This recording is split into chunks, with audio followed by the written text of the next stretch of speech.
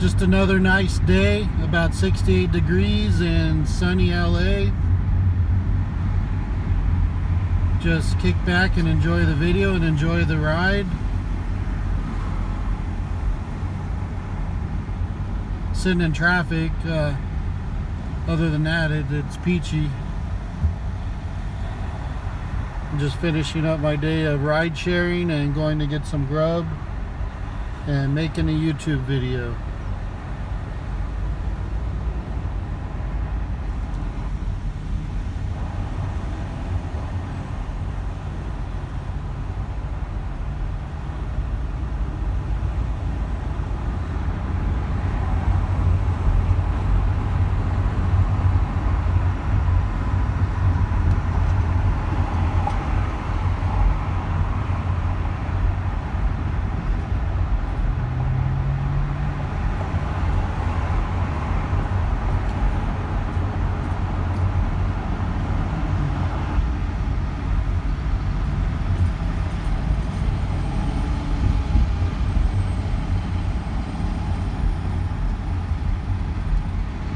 But that requires supervision from the airport. You've got to do what they tell you to do if you're on instruments and you're flying in the cloud bank or the fog bank. When you're on visual flight rules, it's up to you to determine what's safe or not, because you're using your eyesight and you're in the moment there. And I don't know if there's an effective way of, maybe somebody knows this, they're in the business. If you're in, let's say you're in Burbank, right, and you're flying to Calabasas, visual flight rules, helicopter. Is there any way to know how thick the fog is in Calabasas, where you don't know until you get there? Is there any kind of weather warning that's that specific, saying, Calabasas? Well, it usually comes with the visibility.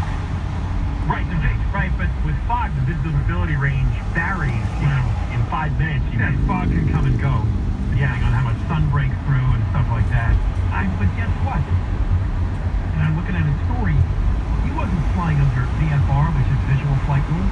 He was flying under SVFR, which is special visual flight rules, used in very, very, perceiving conditions worse than those allowed under VFR. Right. Which is called standard visual flight. He was using special visual flight rules, which means it went to the next level. It was just that foggy. He was flying very low. He's fine. And they told him that, because apparently he didn't respond, and it maybe either he didn't get the transmission or they had already crashed. But that's also come out today, that they tried to contact him and tell him, you're way too low. You're off the radar. If you go too low, then the Van Nuys radar can't pick you up. So they can't help you if you're headed towards trouble. And I would guess that it's entirely up, in this case, to the pilot to decide whether I should keep going or not. Now, LAPD grounded its helicopters. I didn't know this, but they have 2 helicopters that fly over Los Angeles all the time. Sure. Waiting to jump on any issue. And those were grounded yesterday morning. Now, to me, that's a good clue. The visibility was less than 2.5 miles from the department's heliport near Union Station in downtown Los Angeles. And you are right, Sergeant Yvette Tooney, who was the watch commander for LAPD's Air Support Division for the morning of the crash, said most of the LA basin was so cloudy, flights could only be conducted under instrument rules. That didn't happen in this case. No. So I understand people's instant reactions and shock, and it's like, this makes no sense. How could this happen? Well, here's how I think what's the likely story in the end. When you mix a helicopter going at 170 miles an hour, very thick fog and you can't see, and a mountain range looming, this is what happens. It's a formula for disaster. Yeah, and this has happened many times in the history of aviation. And if you cannot see that well, I mean, the terrain is changing. Maybe a small crest here, hill here, then it gets much more. I mean, you're dealing with all sorts of up and down terrain. You could be completely stunned because suddenly it's right there in front of you. It's too late. The pilot's a human being. He can't change. He's not Superman. And there's nothing passengers can do. Once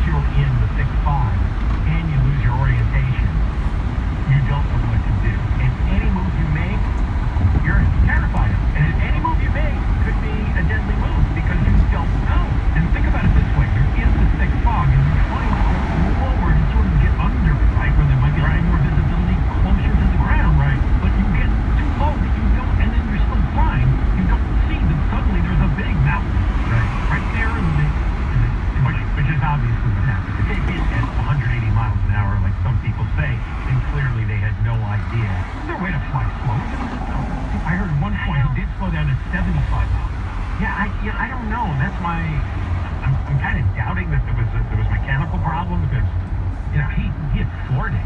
Maybe he was trying to quickly, almost mechanically get out of where he was. I thought there might have been yesterday because early reports, my witnesses said they heard the helicopter and it sounded like it was in peril.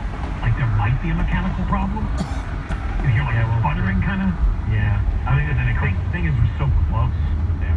So it's hard to trust eyewitnesses or ear witnesses, and that's why the investigation is going to take a long time. We'll have questions for Eric Leonard, who knows a lot about aviation.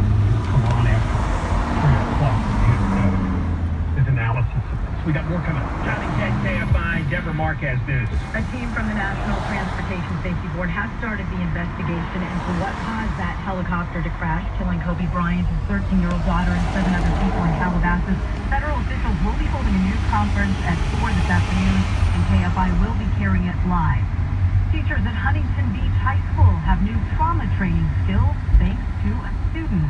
Recent threats at a local school caused 17-year-old lifeguard Sophia Sindro to create the Trauma for Teacher program for her school. I thought, what if we trained our teachers in trauma techniques? What if we taught them to be our first responders? Teachers spent the day with first responders learning hands-on CPR, plus How to do bleeding control through direct pressure, the use of tourniquets, and wound packing. Huntington Beach fire paramedic Eric Blasca says Sindro also raised money to put emergency kits in every classroom. The kits will include items such as tourniquets, gloves, compressed gauze. The time is critical because bleeding is a leading cause of death at Huntington Beach High School. Corbin Carson, KFI News. The news is brought to you by the Kitchen Store. A man in Florida who has tormented families tied to the mass shooting at Sandy Hook Elementary in Newtown, Connecticut, has been arrested.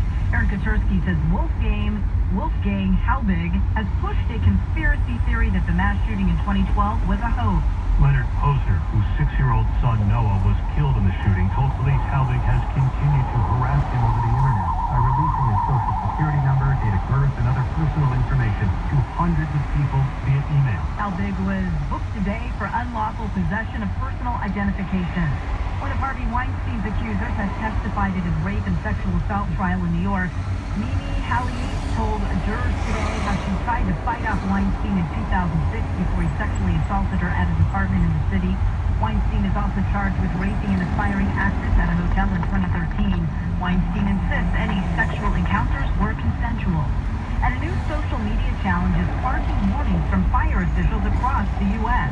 The latest viral craze is called the Outlet Challenge. The trend on TikTok shows people partially inserting the brick portion of a phone charger into a wall outlet, then slipping a penny onto the plug's exposed prong. A shower of electrical sparks. The problem is, those sparks have caused burned outlets in schools. Fire events will save even more than just damaging a building. You're running the risk of damaging yourself. Jennifer Jones-Lee, KFI News. We have a crash on the 210 in Azusa. Westbound side before Azusa Avenue, carpool lane blocked there. Things are pretty heavy coming away from Grand. Through Alhambra, the eastbound 10, just beyond the 710, redirecting the far left lane.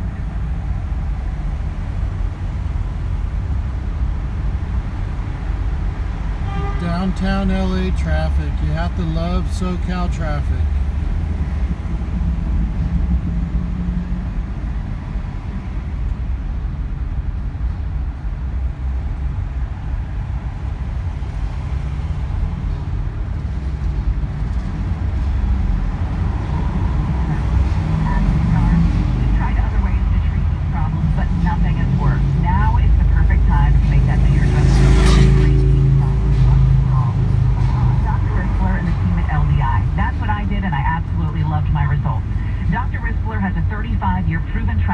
Treating these problems without surgery, cutting, injections, or fillers, and he can give you the results you haven't been able to get anywhere else. When it comes to non-surgical skin tightening, Dr. Ritzler has the best combination of technology in the country. And if you have acne or even old acne scars you thought you could not get rid of, LDI has new technology for that as well. Call LDI and book your 100% free consultation now. Call 800-606-6000, 800-606-6000, that's 800-606-6000, or you can book online at getldi.com. Southland weather from KFI, sunny and breezy tomorrow with highs in the upper 60s to mid-70s, really local. Live from the KFI 24-hour newsroom, I'm Deborah Mark.